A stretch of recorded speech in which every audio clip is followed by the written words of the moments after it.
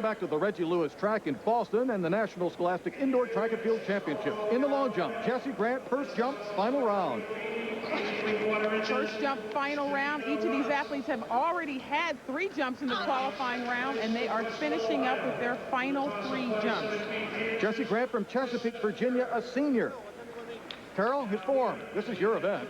Definitely my event. His form is pretty good off the board, but one thing I need to make note of, Tony, is that this is a Mondo surface. You said how fast it is, but it also throws a lot of jumpers off, even the best in the world. And now, this is Marcus O'Neill, a junior out of Greensboro, North Carolina. I think after the first part of the competition, some of these athletes are a little bit skittish with the board here. You see, he drops his head just a small bit when he touches the board, but he does get excellent extension. 22 feet, 8 inches.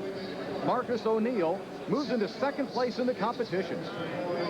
He had much better extension than Jessie Grant did. Definitely did. If you do not have the right position off the board, you see a very good foot placement on the board there. He got all of that board. If you do not have very good foot placement, you're going to be thrown a little bit forward and not be able to get your feet out in front of you. Drew Lints, a senior out of Millersville, Pennsylvania, second in the preliminary rounds with a jump of 22.5. That did not look like a very good jump at all. And in fact, again, as I spoke earlier about the Mondo surface, sometimes you're thrown just a little bit out of your comfort zone. Even though he does get good foot placement on the board, he does not leave the board well, does not get very much height at all. 19 feet 9 inches, and that was well illustrated. He got nothing out of that. Nothing out of that no jump, height, I'm sorry to say. no leaps. But he still remains in third place. Now our leader. This is Michael Newell from Dumfries, Virginia. He's only a sophomore. He owns the freshman and sophomore class national records. He jumped 22.9 in the preliminary round. Now, another no height. No, these athletes are not getting very much height. And again, we'll talk about the Mondo track. It is very much an advantage in the sprinting events, but in the long jump, I've competed on this. And the first couple times, Tony, I competed on it, I did not have very good jumps. You really have to learn how to control your speed. And if you're too much into the board too quickly, you cannot do anything in the air. 22 feet even for Newell. He still remains in the lead with the preliminary jump of 22.9. 2 jumps remain for these people to find their comfort level on this runway. The long jump continues. Marcus O'Neill, Greensboro, North Carolina.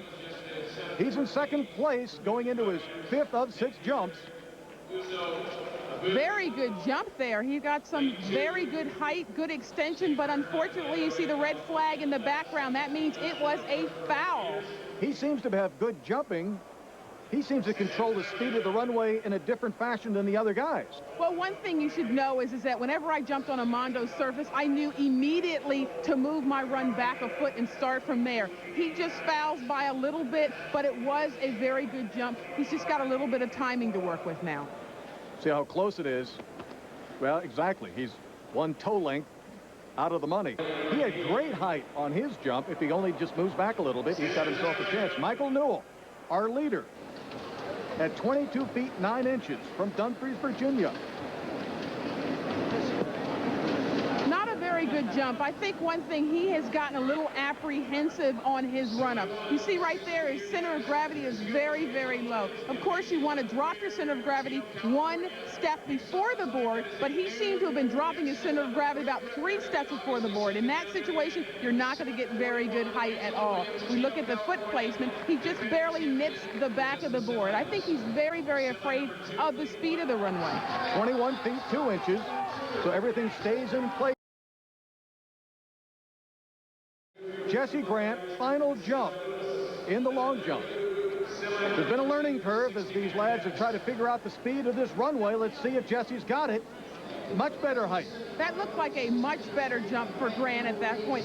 He did not get that much speed down the runway, but he did get a pretty good penultimate stride and was able to really get his legs out in front of him. Penultimate, I like it. 22 feet, 6.5 inches. Grant in third place at this time. Take a look at his foot placement on the board. Got a very good amount of the board there, and you see as his foot lifts up from the board, he got a very good jump. Now Marcus O'Neill. He needs a 22.9 and then some to move into the lead. Had a very long foul his last jump. Another excellent extension, good height. but is not running off the board as much as he can, because you see how he's so far forward and landing off to the side. That is not a good position to land in the pit. Well, he didn't land with his foot in the right position either, because Marcus O'Neill, his last 2 jumps, excellent with just a little foul. And he remains in 2nd place. Now Mike Newell, fresh off his semifinal heat victory in the 60 meters, is trying to decide if he wants to take his final long jump. He literally just walked off the sprint apron and is now onto the runway, realizing that Marcus O'Neill did not jump 22 feet 9 and plus, which means he's got the lead. He doesn't have to take his final jump. The 14th Annual National Scholastic Indoor Track and Field Championships is brought to you by the Metropolitan Athletics Congress. When we return, the boys' 60-meter finals. Stay with us. Newell's back up.